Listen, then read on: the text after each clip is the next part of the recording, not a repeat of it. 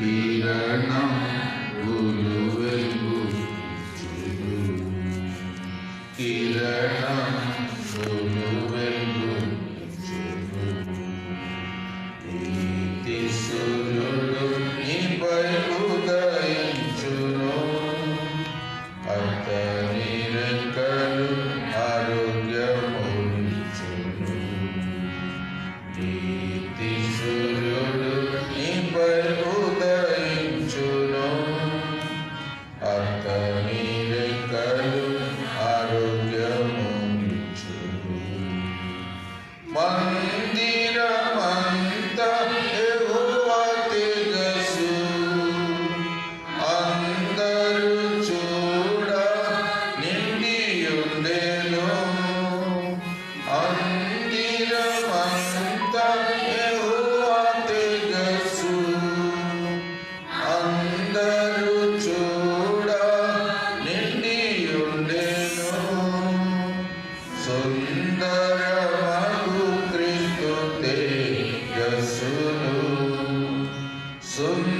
సుందరమగు క్రీస్తు తేజస్సును పొంది ఆరాధించి స్తుతించు పొంది ఆరాధించి స్తుతించు నీతి సూర్యుడు నీపై ఉదయించును అతని రెక్కలు ఆరోగ్యమునిచ్చును నీతి సూర్యుడు నీపై ఉదయించును అతని రెక్కలు ఆరోగ్యమునిచ్చును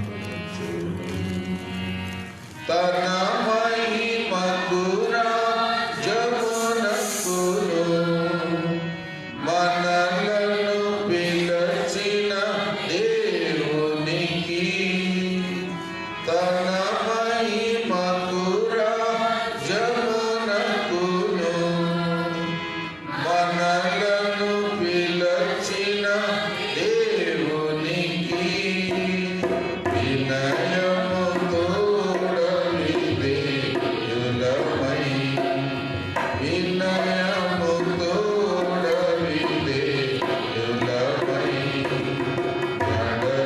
నడచుకొందుము నిత్యము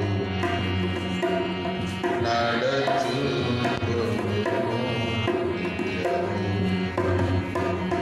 నీతి సూర్యుడు నీపై ఉదయించును అతని రెక్కలు ఆరోగ్యమునిచ్చును నీతి సూర్యుడు నీపై ఉదయించును అతని రెక్కలు ఆరోగ్యమునిచ్చును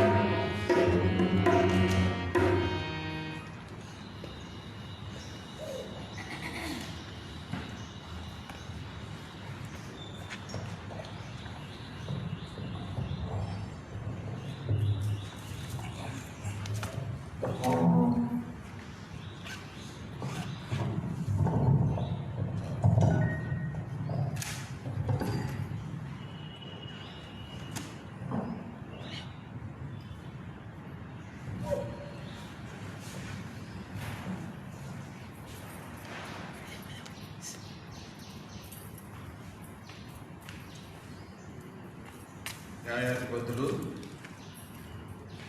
13 Judges 13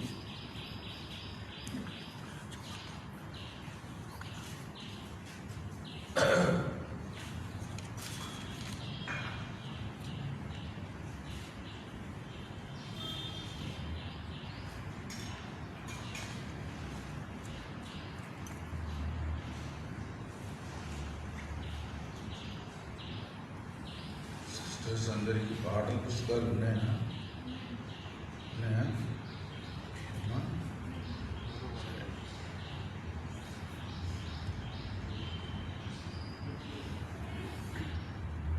తెలుసుకుందా?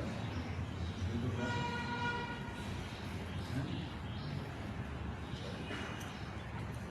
న్యాయాధిపతులు 13 ఇశ్రాయేలీయులు మరలా యెహోవా దృష్టికి దోషులు కాగా యెహోవా 40 సంవత్సరములు వారిని ఫిలిష్తీయుల చేతికి అప్పగించెను.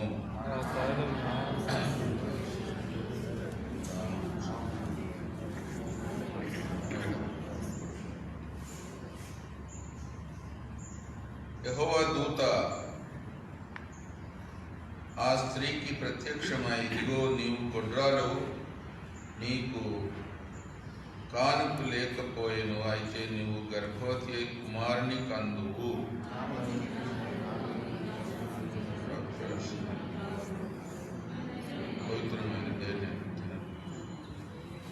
నీవు గర్భవతి అయి కుమారుని కందువు, అతని తల మీద మంగళ కత్తి వేయకూడదు. ఆ బిడ్డ గర్భమున పుట్టినది మొదలుకొని దేవునికి నాజీరు చేయబడిన వాడే ఫిలిష్తీయుల చేతిలో నుండి ఇశ్రాయేలును రక్షింప మొదలు పెట్టునని ఆమెతో అనగా,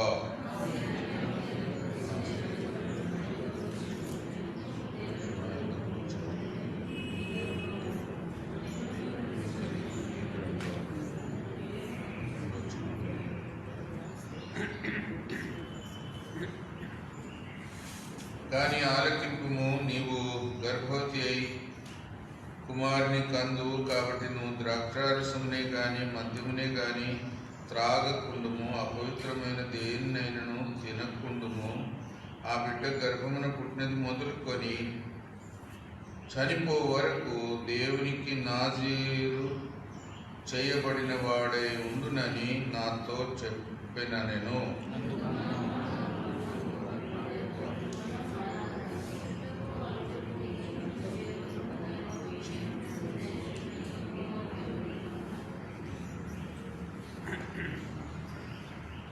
దేవుడు మనవ ప్రార్థన ఆలకించిన కనుక స్త్రీ పొలములో కూర్చుండగా దేవుని దూత ఆమెను దర్శించెను.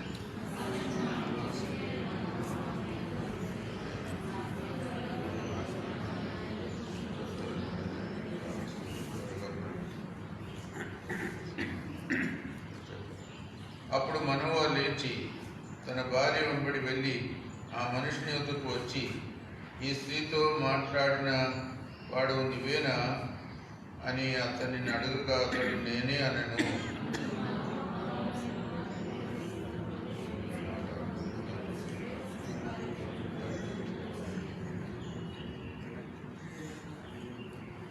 యెహోవా దూత, నేను ఆ స్త్రీతో చెప్పినదంతయు ఆమె చేకునవలెను, ఆమె ద్రాక్షావల్లి నుండి పుట్టినదేదియు తినకూడదు.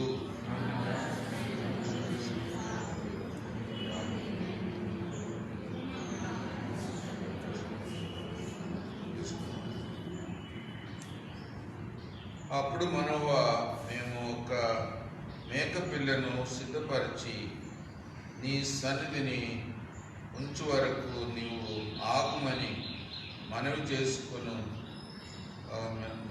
చేసుకొనిచున్నామని యెహోవా దూతతో చెప్పగా,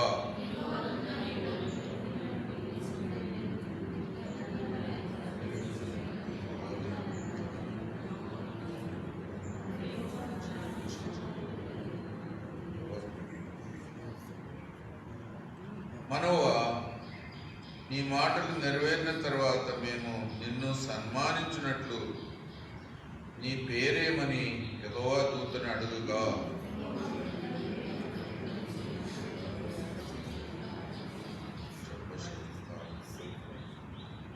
అంతటా మనోవా నైవేద్యంగా ఒక మేకపిల్లను తీసుకొని ఒక రాతి మీద యెహోవాకు అర్పించెను. మనోహయు అతని భార్య చూచుండగా దూత ఆశ్చర్య కార్యం చేశాను.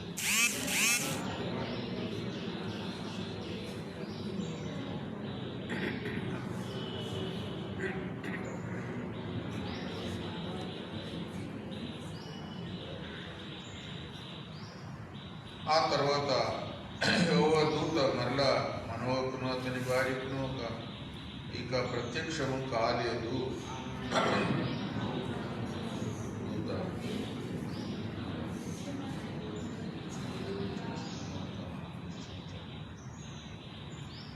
అతని భార్య యెహోవా మనలను చంపగోరిన ఎడల ఆయన దహన బలిని నైవేద్యమును మన చేత అంగీకరింపడు, ఆ సంగతులన్నిటినీ మనకు చూపింపడు. ఈ కాలమున ఇట్టి సంగతులను మనకు వినిపింపడని అతనితో చెప్పాను.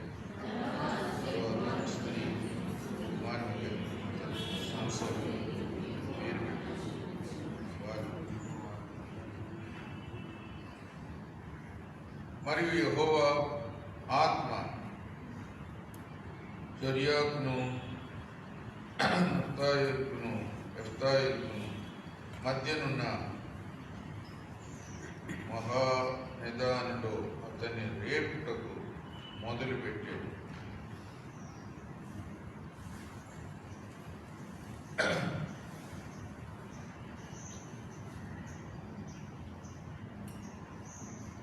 సంసోన్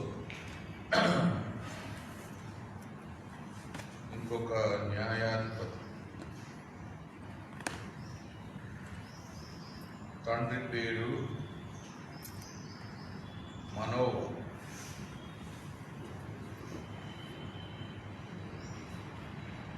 రెండవ వచనం. ఆ కాలమున దాని వంశస్థుడును జొర్యా పట్టణస్థుడునైన మనోవ అని ఒకడున్నాడు. అతని భార్య గొడ్రాలై కానుపు లేక ఉండేది. దేవుడు ఒక్కొక్కరిని ఏర్పరచుకునే విధానం, వాడుకునే విధానం చాలా ఆశ్చర్యం. మనోహ తన భార్య గొడ్రాలుగా ఉన్న స్థితిలో వారిని ఒక ప్రత్యేకమైన ఉద్దేశం కొరకు పిలుస్తున్నాడు. వారికి గర్భఫలం కూడా ఇచ్చి న్యాయాధిపతిని లేపుతున్నాడు, సిద్ధపరుస్తున్నాడు. దేవుని కార్యాలు అలా ఉంటాయి. అంటే దేవుడిచ్చిన బహుమానంగా పొందిన తర్వాత ఇక దేవునికి సమర్పించుటలో కూడా వారికి కొంత సమర్పణ కూడా దేవుడు సిద్ధపరిచాడు.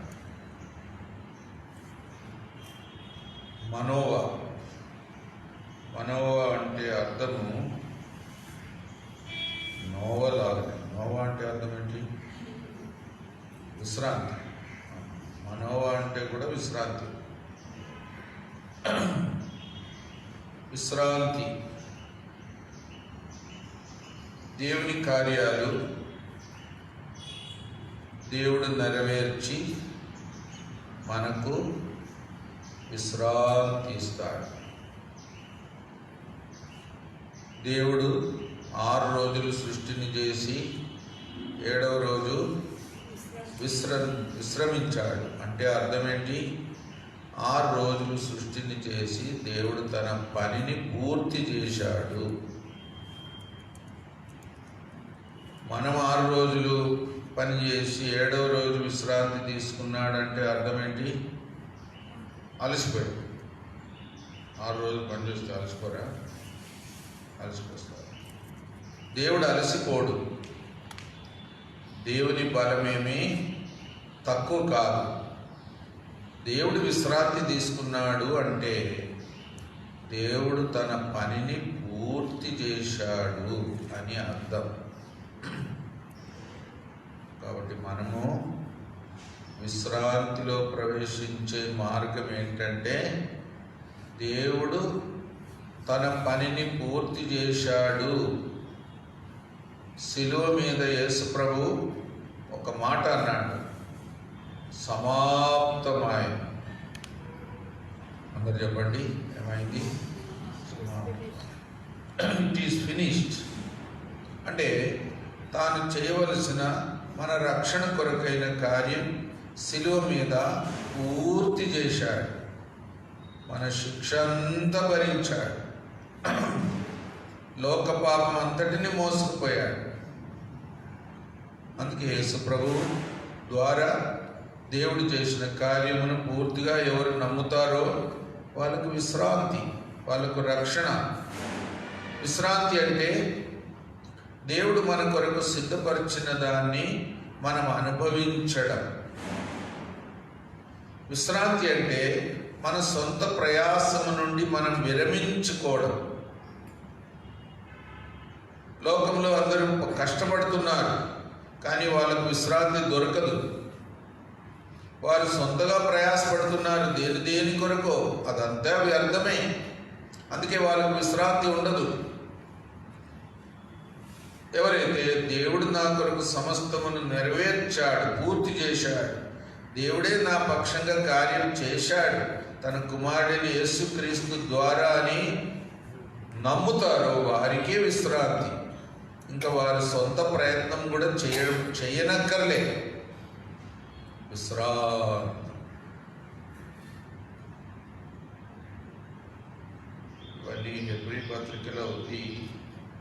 దేవుడు మనకు విశ్రాంతి ఇవ్వడానికి జగత్పునాది నుండే తన పనిని పూర్తి చేశాడు అని ఎంత గొప్ప మాట. చదవండి, హెబ్రీ 4:3. Hebrew 4:3, Hebrews 4:3. కాగా జగత్పునాది వేయబడినప్పుడే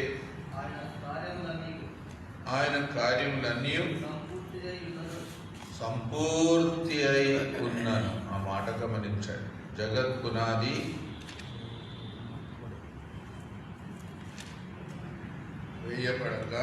వేయబడినప్పుడే ఆయన కార్యములన్నీ సంపూర్తి అయి. అంటే దేవుడు లోకాన్ని సృష్టించక మునిపే లోకానికి ఏమేమి అవసరం, మానవుడు ఎట్లా పాపములో మోసపోయి పడిపోతాడు, ఆ మానవునికి పాప పరిహారం ఎట్లా చేయాలి అనేది ముందే తీర్మానం అయిపోయింది. ముందే దేవుడు తీర్మానం చేశాడు అంటే అది నెరవేరినట్టే. దేవుడు తీర్మానం చేస్తే అది నెరవేరినట్టే. ఎందుకంటే ఆయన తీర్మానంలో ఏ మార్పు ఉండదు. తండ్రి, కుమార, పరిశుద్ధాత్మ కలిసి, ముగ్గురు కలిసి తీర్మానం అయిపోయింది. లోకానికి యేసు ప్రభు రావాలి, సిలువలో చనిపోవాలి, రక్తం కార్చాలి, సమాధిలో 3 రోజులు ఉండాలి, తిరిగి లేవాలి. మానవులందరి కొరకు చేయవలసిందంతా యేసు ప్రభు ద్వారా దేవుడు నెరవేర్చి విశ్రాంతినిస్తాడు. విశ్వాసం ద్వారా. ఆ విశ్వాసం ఉంచడమే చాలామంది చేయలేకపోయారు. ఇశ్రాయేలు మధ్యలో నమ్మలేక వారి విశ్రాంతి పొందలేక కష్టపడ్డారు. అందుకే విశ్రాంతి పొందడానికి మనం కేవలం నమ్మడం. ప్రభు చెప్పిన మాట కూడా మత్తయి సువార్తలో 11, Matthew 11. Open your Bible. Matthew 11.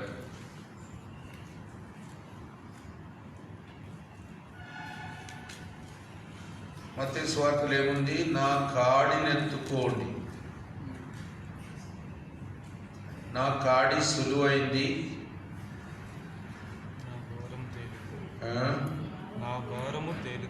నా భారము తేలికైనది.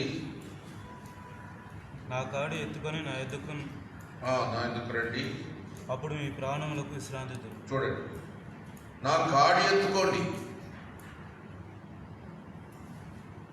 వింతైన మాటలు. Take my yoke upon you, Matthew 11:29.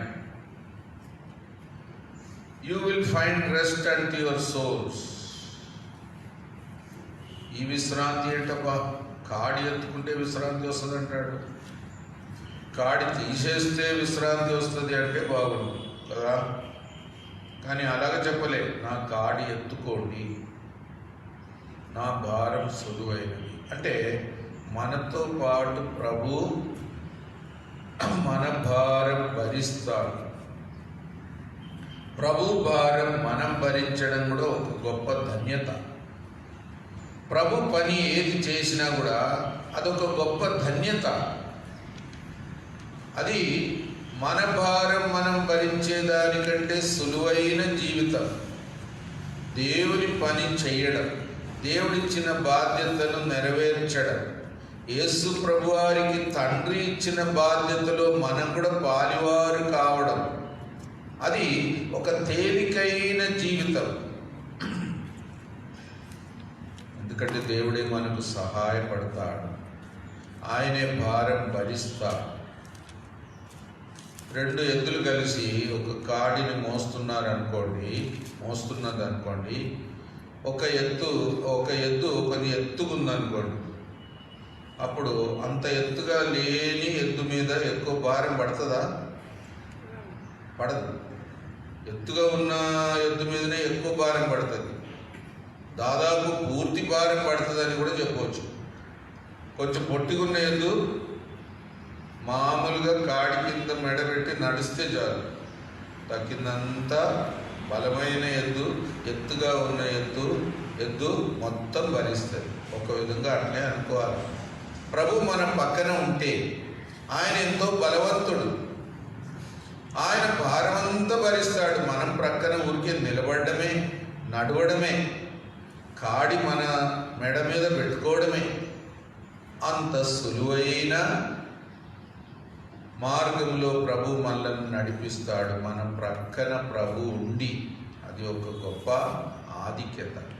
అందుకే ప్రభు సేవ భారమైంది కాదు. ప్రభు బాధ్యతలో మనం పాలివారవ్వడం మన జీవితానికి ఒక ధన్యత. అట్లా ఎంచుకోవాలి. విశ్రాంతి.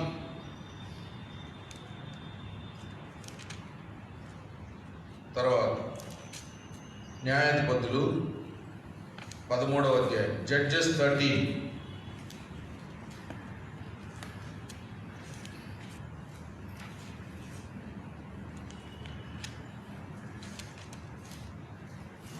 మనోవా భార్య గొడ్రాలు అని చదువుతున్నాం. అంటే ఆమెకు పిల్లలు కలగలేదు. గొడ్రాలు అంటే ఆమెకు ఇంకా గర్భఫలము లేదు అని, కలగదు అని ఒక గ్రహింపు. దేవుడు ఆమెకు గర్భఫలం ఇవ్వలేదు.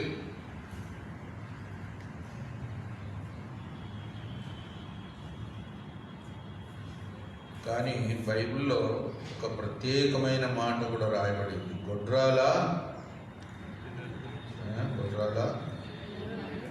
సంతోషించుము అని. అంతేనా?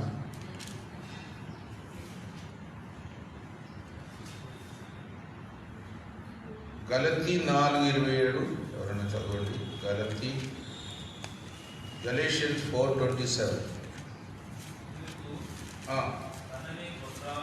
కనని గొడ్రాలా సంతోషించుము, ప్రసవ వేదన పడని దాన బిగ్గరగా కేకలు వేయము. ఏలయనగా ఎనిమిటి గలదాని పిల్లల కంటే ఎక్కువ మంది ఉన్నారు అని రాయబడి ఉన్నది. అంటే ఒక విధంగా దేవుడు ఎవరికైనా గొడ్రాలుగా ఉన్నద స్త్రీకి గర్భఫలం ఇవ్వాలంటే ఇవ్వచ్చు, పెనిమిటిని కూడా ఇవ్వచ్చు, ఏదైనా చేయవచ్చు. సరే, గొడ్రాలు పిల్లలు పుట్టలేదు, ఆత్మీయ పిల్లల్ని కనవచ్చు. ఆత్మీయ పిల్లలను వేల మందిని కూడా కనవచ్చు. అలాంటి ధన్యతలో ప్రవేశించాలి. గొడ్రాలు కూడా దేవుడు ఇల్లాలుగా చేస్తాడు. ఆ మాట ఎక్కడ ఉంది? కీర్తనలో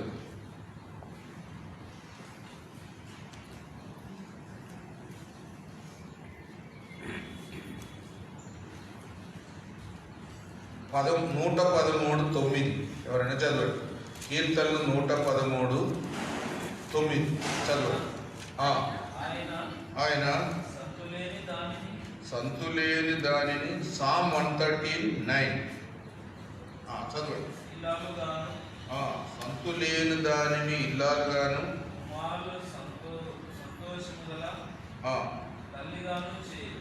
సంతోషం గల తల్లిగాను చేయి. యెహోవాను స్తుతించు.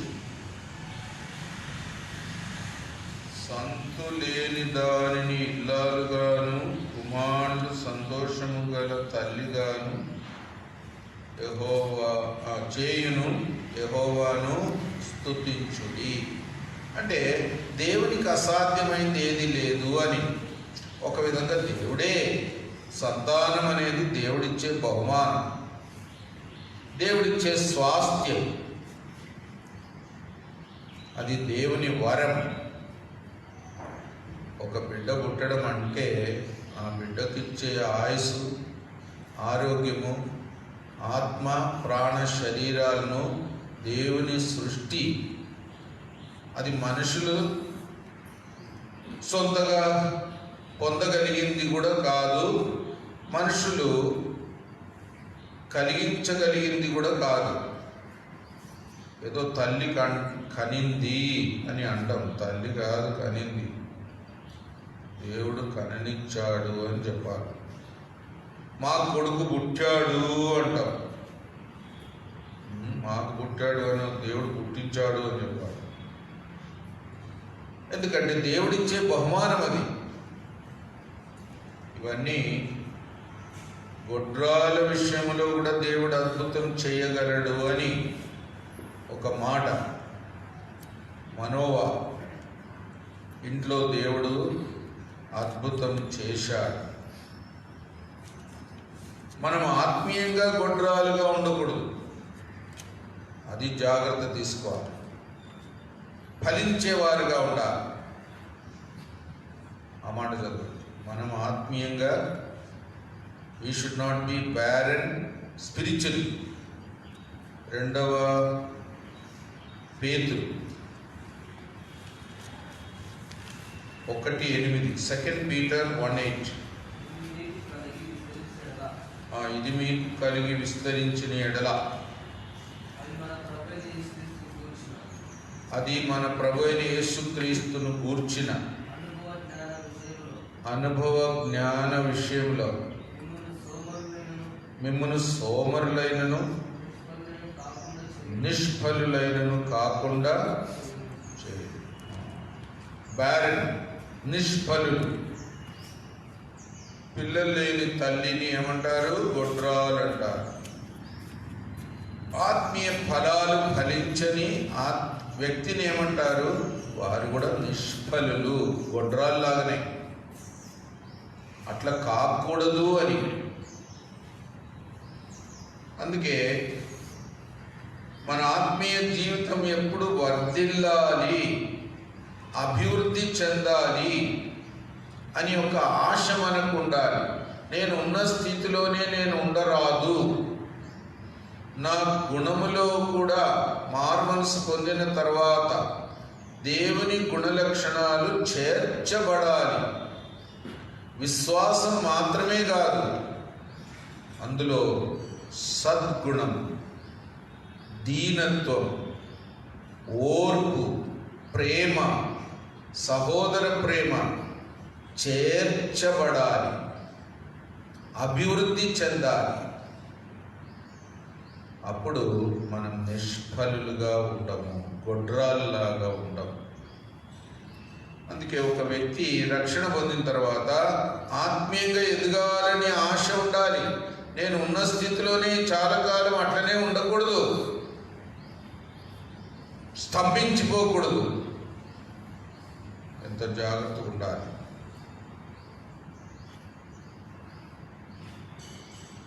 తర్వాత ఈ మనవకు తన భార్యకు దేవుని దూత కనబడి, మీకు ఒక కుమారుడు పుడతాడు, ఆ కుమారుని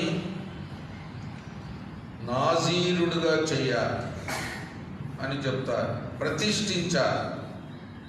తల్లి కూడా ద్రాక్షారసం త్రాగకూడదు, అపవిత్రమైనది ఏది తినకూడదు అని షరతులు చెబుతారు. దేవుని దూత వచ్చి నాజీరుడుగా చేయాలి అంటే ప్రతిష్ఠించబడిన వ్యక్తి నాజీరు. సంఖ్యాకాండంలో ఉంది ఆ మాట. 6వ అధ్యాయం నంబర్స్ చాప్టర్ 6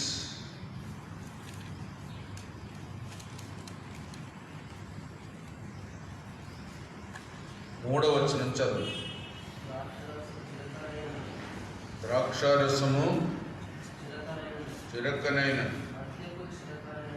మద్యపు చిరకనైన తాగవలదు, ఏ ద్రాక్షారసమునైనను త్రాగవలదు. నాజీరుడు అంటే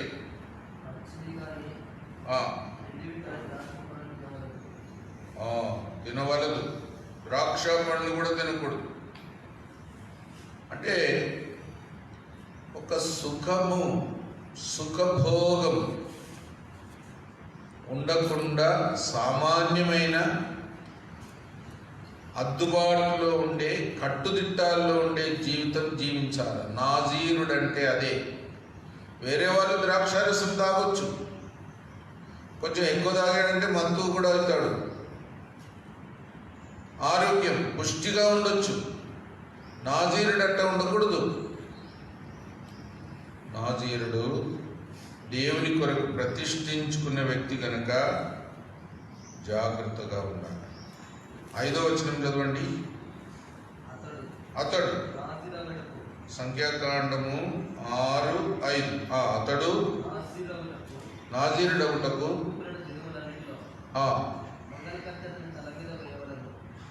మంగళ కత్తి అతని తల మీద వేయబడదు. అంటే వెంట్రుకలు పెంచుకోవాలి. సాధారణంగా స్త్రీలే పెంచుకుంటారు, కానీ నాజీరుడు అవ్వబోయే వ్యక్తి తాను తన తల వెంట్రుకలు కొనిగించుకోకూడదు. అంటే ఒక విధంగా అందరికీ గుర్తు అయిపోతాడు, ఇతడు నాజీరుడు. చూచిన వెంటనే ఒక విధంగా పురుషుడు వెంట్రుకలు పెంచడం అవమానం. స్త్రీలకు ఘనతనే బైబిల్లో అట్లా ఉంది. పురుషుడు పెంచడము ఒక విధంగా అవమానం, స్వభావానికి విరుద్ధం. స్త్రీకి అది కాపుదల, ఒక విధంగా కప్పుకోవడం, ఇవన్నీ ఉన్నాయి. అయితే దేవుని కొరకు అవమానమైనా భరించాలి. ఒక విధంగా అవమానం పొందడానికే ప్రతిష్ఠ చేసుకునేది, సుఖపడడానికి కాదు, మనుషుల మెప్పు పొందడానికి కూడా కాదు. అదొక గొప్ప తీర్మానం. నాజీరుడు దేవుని కొరకు ప్రతిష్ఠించుకున్న వ్యక్తి అలా ఉండాలి. తర్వాత 6వ వచనం చదవండి. సంఖ్యాకాండం 6:6 నంబర్స్ 6:6 అతడు యెహోవాకు ప్రత్యేకంగా ఉండు దినములన్నిట్లో ఏ శవమును ముట్టవలదు. ఇంకా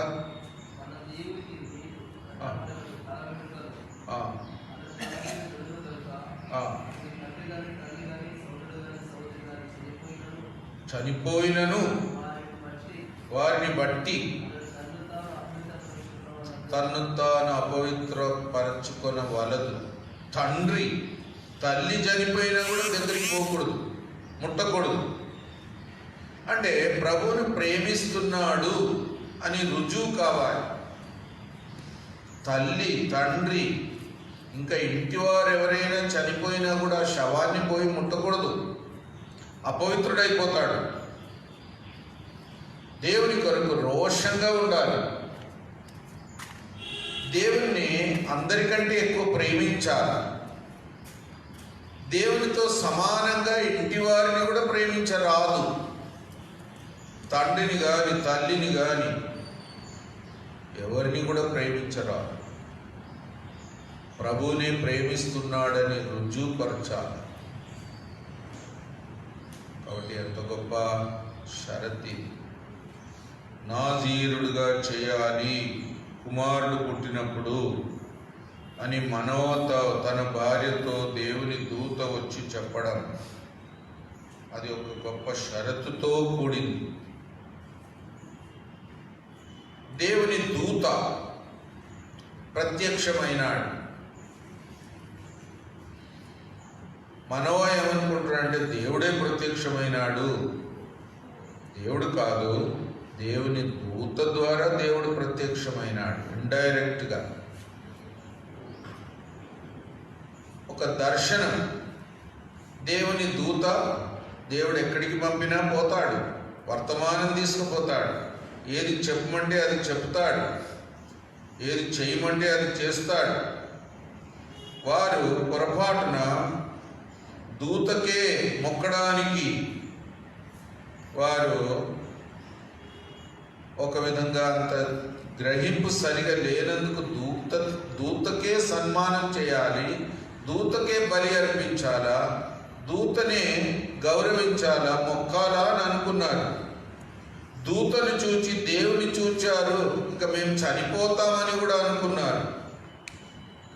దూత వేరు, దేవుడు వేరు.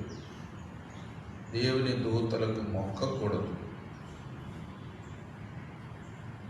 దేవుని దూతలకు మనమేమి బలి అర్పించకూడదు, దేవునికే అర్పించాలి. దేవుని దూతను మనము ఆరాధించకూడదు. దూతలంటే సేవకులైన ఆత్మలు. ఇంకా రక్షణ పొందిన దేవుని బిడ్డలకు కూడా దేవుని దూతలు సేవకులు అని రాయబడి ఉంది. మనలాగా సేవ చేసే ఒక తోడి దాసుడు అని అనుకోవాలి దూత అంటే. అంతేగాని దూతకు మొక్కకూడదు. అది మనకు ఒక పాఠం. చాలామంది లోకంలో భక్తులకు కూడా మొక్కుతూ ఉంటారు, భక్తులకు కూడా ప్రార్థన చేస్తూ ఉంటారు. యేసు ప్రభువుకు తప్ప, తండ్రి అయిన దేవునికి తప్ప ఎవరికి మనము సాగిలపడకూడదు, మొక్కకూడదు, ఆరాధన చేయకూడదు, బలులు అర్పించకూడదు. ఎంత జాగ్రత్తగా ఉండాలి. మనుషులు లోకంలో ఎన్నో తప్పుడు బోధలు కూడా తయారు చేసి దూతలకు మొక్కాలి, పరిశుద్ధులకు మొక్కాలి, పరిశుద్ధులకు కూడా ప్రార్థన చేయాలి, ఎన్నెన్నో నేర్పుతారు. అవన్నీ తప్పుడు బోధలు. దేవునికి మాత్రమే మొక్కాలి. ఆరాధన అనేది దేవునికి మాత్రం. చదవండి అన్నమాట. ప్రకటన 22:8. Revolution 22:8. Last book of the Bible. 22 last chapter of the Bible.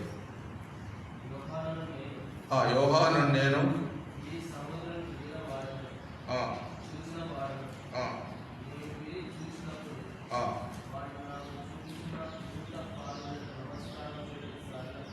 సాగిలపడగా అతడు వద్దు సుమి,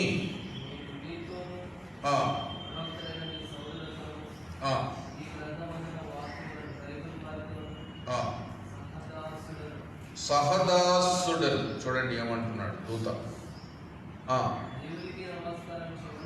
దేవునికే నమస్కారం చేయాలి. నేను నీలాగా దేవునికి సేవ చేసే వ్యక్తిని, అందుకే నాకు మొక్కొద్దు, నాకు నమస్కారం చేయొద్దు అని చెబుతాడు. మనోవా తన భార్య కూడా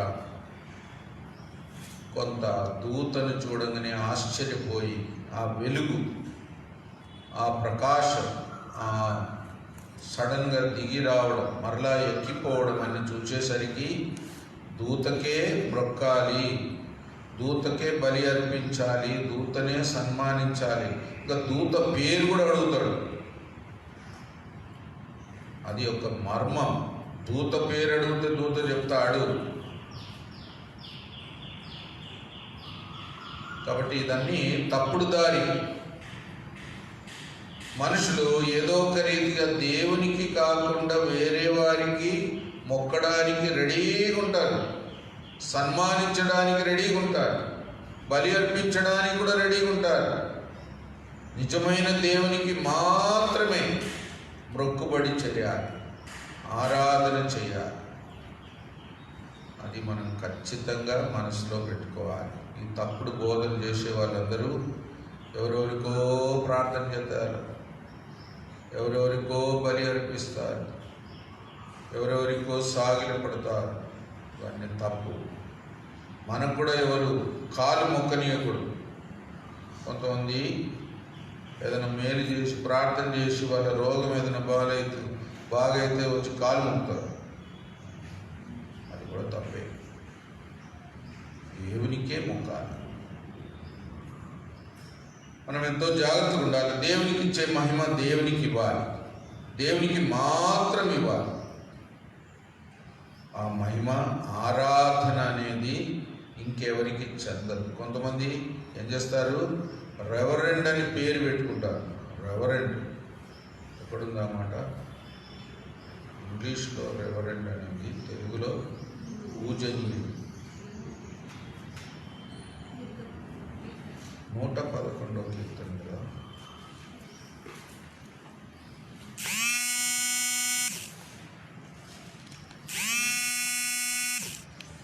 ఎవరికైనా దొరికితే 111 ఎంత? 9. 111 Sam 111:9.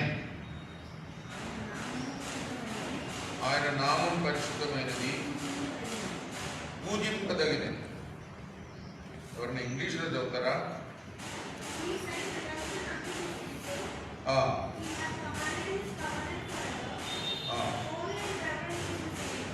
Holi and reverend is his name. కొంతమంది రెవరెండ్ అని పేరు పెట్టుకుంటారు. పాస్టర్ అని పెట్టుకోవచ్చు. పాస్టర్ అంటే కాపరి అన్నట్టు. సహోదరుడు అని పిలవచ్చు. ఒకవేళ బిషప్, సంఘ పెద్ద, బిషప్ అనే మాట సంఘ పెద్ద కూడా ఉంది బైబిల్లో. సంఘ పెద్ద అని పెట్టుకోవచ్చు, కానీ రెవరెండ్ అని పెట్టుకోకూడదు. రెవరెండ్ అంటే అర్థం ఏంటి? పూజనీయుడు, పూజింపదగిన వ్యక్తి. పూజింపదగిన వ్యక్తి ఎవరు ఉండకూడదు. మనుషులు కానీ దూతను కూడా పూజించకూడదు. దేవుడు మాత్రమే పూజనీయుడు. అందుకే ఆ పేరు మనమైతే అస్సలే పెట్టుకోకూడదు అని కూడా చెప్తారు. మనుషులు ఇష్టానుసారంగా బిరుదులు పెట్టుకుంటారు. తండ్రి అని కూడా పెట్టకూడదు బిరుదుగా. సొంత తండ్రిని తండ్రి అనవచ్చు. బిరుదు, తండ్రి అనే బిరుదు ఎవరికి చెందుతుంది? దేవునికి మాత్రం. ఆ మాట చదవండి. తండ్రి అని ఎవరికి బిరుదు పెట్టకూడదు. మత్తయి సువార్త 23.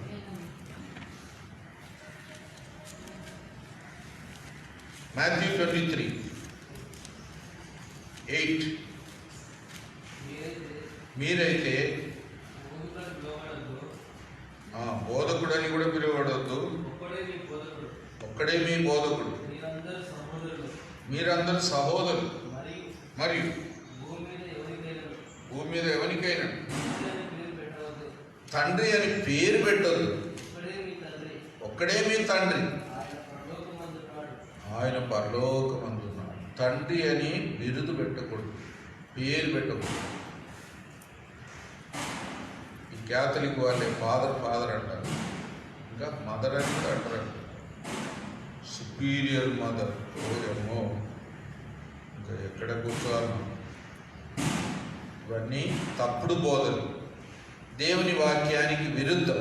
అంటే దేవునికి చెందిన పేరు మనుషులకు పెట్టకూడదు, దేవునికే పెట్టాలి.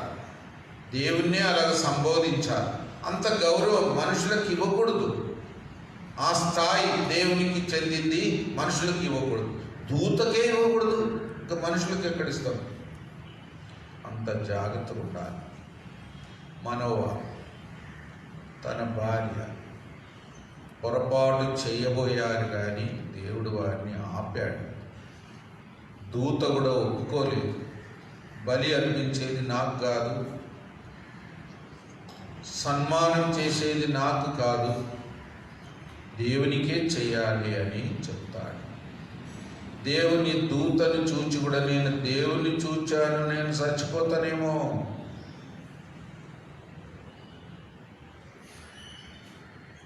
ఇప్పుడేమో కరోనా వస్తే చచ్చిపోతానేమో, ఏమో ఎన్ని భయాలు. దేవుని చూస్తే కూడా చచ్చిపోతాడు అనే భయం. ఒక విధంగా దేవుణ్ణి మనం చూడలేము. ఆయన మహిమ, ఆయన వెలుగు, ఆయన ముఖమును మనం చూచి బ్రతకలేము. అది నిజమే. మోషేతో కూడా అంటాడు ఆ మాట, నా ముఖమును చూచి ఏ నరుడును బ్రతకజాలడు. అంటే దేవుని మహిమ అంత గొప్పది, దేవుని వెలుగు, ఆయన పరిశుద్ధత అంత గొప్పది. మనం ఈ మట్టి శరీరంతో, పాప స్వభావంతో ఈ స్థితిలో మనం దేవుణ్ణి చూడలేము. ఒక విధంగా యేసుప్రభు రెండోసారి వచ్చినప్పుడు మన పాప గుణం తీసివేయబడుతుంది, మన శరీరం కూడా అక్షయమైన శరీరంగా మార్చబడుతుంది. మనం అప్పుడు పరిపూర్ణులం అవుతాము. అప్పుడు దేవుణ్ణి చూస్తాం. అప్పుడు చూసినా మనకు అపాయం లేదు. కానీ ఈ స్థితిలో చూస్తే అపాయం. ఆత్మలో చూడవచ్చు. హృదయ శుద్ధి గలవారు ధన్యులు వారు. ఆత్మలో చూస్తాం. నేరుగా చూడాలంటే అది పరిశుద్ధమైన, సంపూర్ణమైన, అక్షయమైన శరీరం కూడా పొందిన తర్వాతనే ఆయన ముఖమును మనం చూస్తాము. ఆయన ముఖమును చూస్తాము అనే మాట చదవండి. ప్రకటన 22. ఆయన దాసులు ఆయన సేవిస్తారు, ఆయన ముఖ దర్శనం కూడా చేస్తారు. ప్రకటన 22:4 చదవండి. Revolution 22:4. Revolution last chapter of the Bible 22:4 చదవండి. ఆయన దాసులు ఆయనను సేవించుచు ఆయన ముఖ దర్శనం చేయుచుందురు. ఆయన నామం వారి నొసలయందు ముఖ దర్శనం చేయించుందురు. ఆయన దాసులు 22:4 రెవల్యూషన్. కాబట్టి దేవుని చూచేది ఉంది, కానీ ఈ స్థితిలో కాదు. దేవుని చూచామేమో అని, చనిపోతామేమో అని మనోవా అనుకున్నాడు. మనోవా తన భార్య దేవుడిచ్చిన దర్శనం ద్వారా ఎన్నో పాఠాలు నేర్చుకోవాలి. వారిని దేవుడు ధన్యులుగా చేశాడు. గొడ్రాలు స్త్రీని, మరి కుమారుని బహుమానంగా దేవుని యొద్ద నుండి పొందేటట్టు చేశాడు. ఆ కుమారుని కూడా ఒక న్యాయాధిపతిగా నియమించాడు. నాజీరుడిగా సమర్పించుకోవాలి అన్నాడు. దానికి కొన్ని కట్టుదిట్టాలు కూడా చెప్పారు. ఒక విధంగా సాంసోన్ అంటే సూర్యుని వెలుగు అని అర్థం. సూర్యుని ప్రకాశం సంసోను. దేవుని ఉద్దేశం ఎంత గొప్పది. ఒక వ్యక్తిని ఏర్పరచుకునే దానిలో వారిని సూర్యుని వలె ప్రకాశింపజేయాలి. దేవుని ఉద్దేశం అట్లా. యేసు ప్రభువారు సూర్యుని అంత ప్రకాశం గల దేవుడు. సౌలు దమస్కు మార్గమున పోయేటప్పుడు సూర్యుని కంటే ప్రకాశమానమైన వెలుగుతో దర్శనమయ్యాడు. అందుకే తన కళ్ళు కూడా కనబడకుండా అయింది. 3 రోజులు ఉపవాసం ఉన్నాడు. చదవండి ఆ మాట. సూర్యుని కంటే. అపోస్తుల కార్యములు 26:13. అపోస్తుల కార్యములు 26:13 చదవండి. రాజా, నా చుట్టూను, నాతో కూడా వచ్చిన వారి చుట్టూను ఆకాశం నుండి సూర్య తేజస్సు కంటే మిక్కిలి ప్రకాశమానమైన ఒక వెలుగు రోగులో ప్రకాశించుట చూచితిని. సూర్యుని తేజస్సు కంటే, బ్రైటర్ దాన్ ద సన్.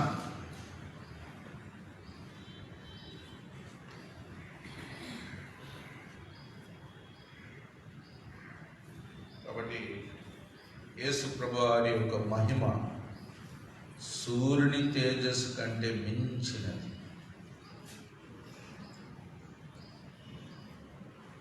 నీతి సూర్యుడుగా ఈ భూమి అంతటి మీద ప్రకాశిస్తాడు. నీతి సూర్యుడు. ఆ మాట కూడా చదవండి. 4:2 మలాకి. మలాకి means last book of the old testament. మలాకి 4:2. అయితే నా నామమందు భయభక్తులు గలవారు మీకు నీతి సూర్యుడు ఉదయించు, అతని రెక్కలు ఆరోగ్యం కలుగచ్చే. సూర్యుని వెలుగు ద్వారా మనకు కూడా ఆరోగ్యం వస్తుంది. ఎండలో కూర్చుంటే ఏమొస్తుంది? ఏ విటమిన్ వస్తుంది? D vitamin. డి విటమిన్ లేని వారు కొద్దిసేపు ఎండలో కూర్చోండి. కొంతమంది చిన్నపిల్లలు కూడా జాండీస్ వస్తే పుట్టినప్పుడు ఎండలో పెడతారు. ఎండ అంటే పొద్దున వచ్చే ఎండ. ఆ ఎండకు జాండీస్ కూడా బాగా అవుతుంది. చిన్నపిల్లలకి అలాగ చేస్తారు. సూర్యుని వెలుగులో స్వస్థత ఉంది. యేసు ప్రభు వెలుగులో లోకమంతటికి స్వస్థత ఉంది.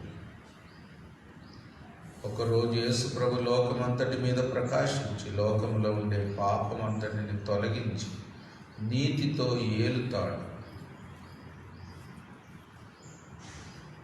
1000 సంవత్సరాలు నీతి సూర్యుడు నీతితో ఏలుతాడు.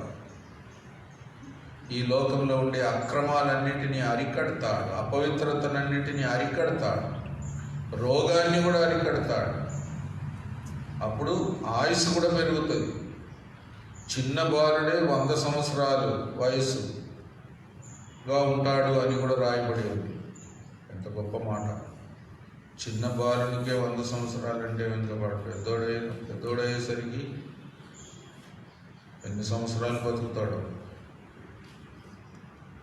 అలాంటి ఆరోగ్యము, అలాంటి నీతి, అలాంటి సంతోషము, అలాంటి ఐక్యత, అలాంటి సమాధానంతో దేవుడు ఏలుతాడు 1000 సంవత్సరాలు ఈ భూమి మీద. నీతి సూర్యుడు. ఇప్పుడు కూడా నీతి సూర్యుడు అనేకుల పైన ప్రకాశించాలి.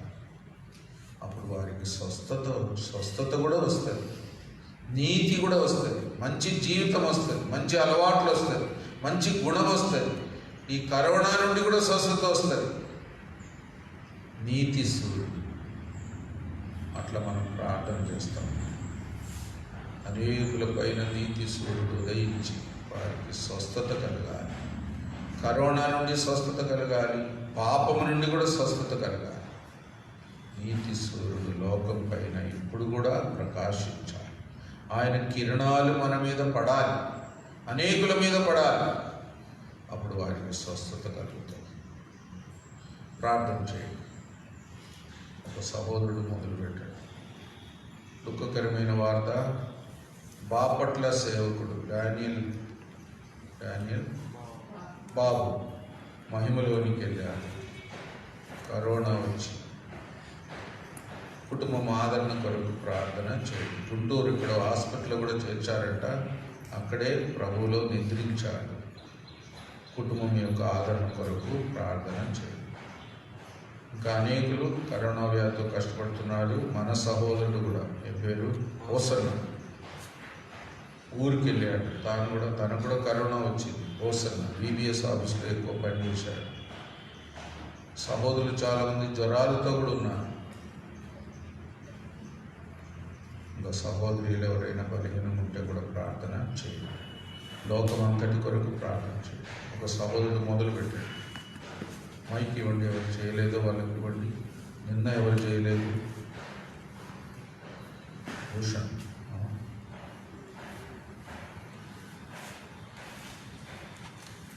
తర్వాత సహోదరి కూడా ఎవరైతే నిన్న చేయలేదో చేయని వారికి తరుణం ఇచ్చి ప్రార్థన చేయండి. మైక్ తీసుకోండి సహోదరి,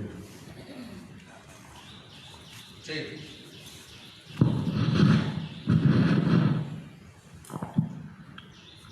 ప్రింగల్ తండ్రి, పరిశుద్ధమైనటువంటి నాయన, మీ ప్రియ కుమారుడు, మా ప్రభు, మా రక్షకుడు యేసు ప్రభు వారి పరిశుద్ధమైనటువంటి తండ్రి, ఘనమైనటువంటి పూజనీయమైనటువంటి నామమును బట్టి మరొకసారి రీతిగా తండ్రి సాగిలపడుతూ మొక్కుతూ ఘనపరుస్తూ పూజిస్తూ హెచ్చిస్తూ ఉంటున్నాను. గొప్ప దేవుడు అని నాయన, సమీపింపరాని తేజస్సులో అమరత్వం కలిగినటువంటి దేవుడవు, పూజనింపదగినటువంటి దేవుడవు, స్తుతులకు పాత్రుడైనటువంటి దేవుడవు, నాయన ఆరాధనలకు యోగ్యుడైనటువంటి దేవుడవు, పరిశుద్ధమైన తండ్రి, నీ పాదములకు వందనాలు చెల్లిస్తుంటున్నాను. ఈ రీతిగా తండ్రి నీ దాసుని ఆత్మతో నింపి న్యాయాధిపతులు మరి 13వ అధ్యాయం నుంచి గమనానికి తీసుకురాబడినటువంటి తండ్రి నీ మాటలన్నిటిని బట్టి నీకు వందనాలు, స్తోత్రాలు. ప్రింగల్ తండ్రి, పరిశుద్ధమైనటువంటి నాయన, మరి దేవా, నిజమైన విశ్రాంతి నీలోనే ఉన్నదని తండ్రి, మా భారములన్నిటిని మీరు భరించే దేవుడు అని నాయన, మరి నీ కాడిని ఎత్తుకున్నప్పుడే మాకు విశ్రాంతి తండ్రి. నా కాడి సులువుగా ఉంటుంది, అది తేలికని సెలవిచ్చినావు. పరిశుద్ధమైన తండ్రి, నమ్మకమైనటువంటి దేవా నాయన, మరి ఆ రీతిగా నీ కాడి కింద ఎల్లప్పుడూ ఉండగలుగునట్లు కూడా నాకు సహాయపడుతురండి.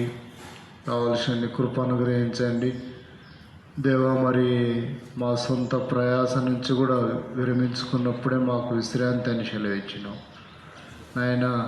సొంత ఏది ప్రయాసపడకుండా ప్రభువునందే ప్రయాసపడాలని, ప్రభువునందు ప్రయాసము వ్యర్థం కాదని ఎరిగి స్థిరులను కదలని వారై ఎప్పటికీ ఆసక్తులను అయినడని సెలవిచ్చినాం. ప్రింగల్ తండ్రి, పరిశుద్ధమైనటువంటి దేవా నాయన, మరి దినదినము నీ యొక్క ఆత్మీయమైనటువంటి గుణలక్షణంలో మేము ఎదుగునట్లుగా తండ్రి, మరి ఆత్మీయమైన నీ స్వరూపంలోకి రాగలిగినట్లుగా ఫలించే వారముగా తండ్రి, ఆత్మీయంగా ఫలించే వారముగా ఉండాలని దేవాని యొక్క ఏర్పాటును బట్టి కూడా నీకు వందనాలు, స్తోత్రాలు. పరిశుద్ధ తండ్రి, నమ్మకమైనటువంటి దేవ, నిజమైనటువంటి నీతిశూరుడు మీరే తండ్రి నాయన. మరి లోకంలో ఉన్నటువంటి పాపమునన్నిటినీ ఒకనాడు సమస్తాన్ని తీసివేసి నాయన, మరి పాపం నుంచి విముక్తి కలిగి